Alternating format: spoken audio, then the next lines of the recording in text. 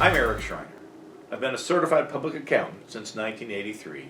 Today's topic is the long-term cost of taxes. If you could save $40,000 a year in taxes, your family's wealth would increase greatly.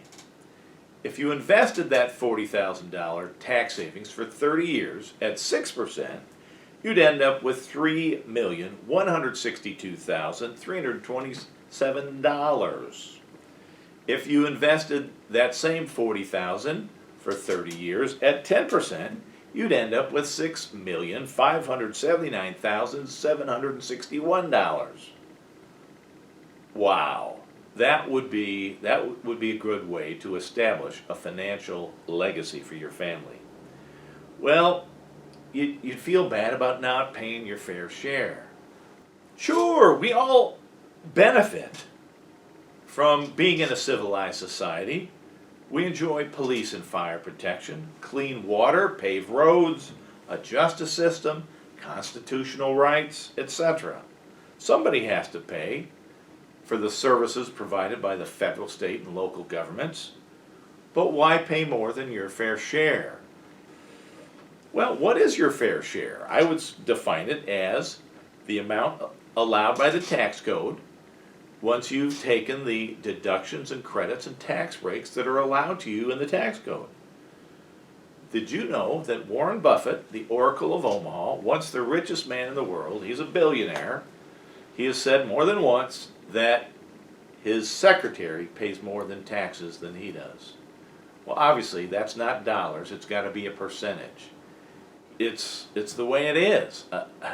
In other words, he doesn't cheat. He just uses all the tax breaks he can. Mitt Romney, when he ran for president in 2012, he released his 2010 tax return, and that year his adjusted gross income was about $20 million, on which he only paid 15% in federal taxes.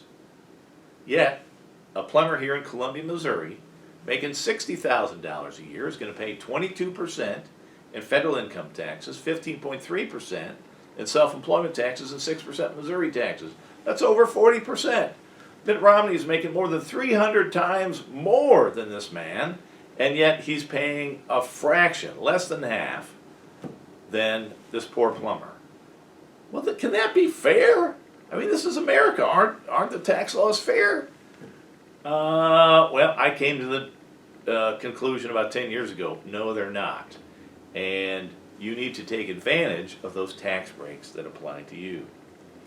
Well, if these and other multimillionaires aren't losing any sleep over the tons of tax breaks they're taking because they're minimizing their taxes, why should you hesitate to legally reduce your tax burden? I'm Aric Schreiner.